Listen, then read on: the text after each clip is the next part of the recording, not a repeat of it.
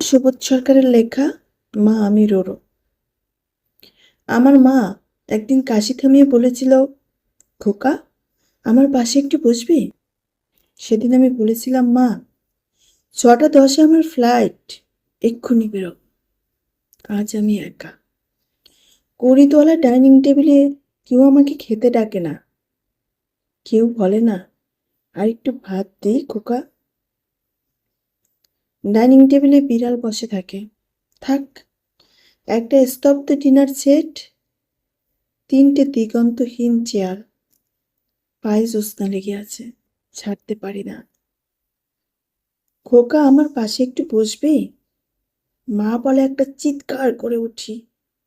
কুড়িতলা থেকে কথাটা কি আজ আমি রোরোকে বললাম?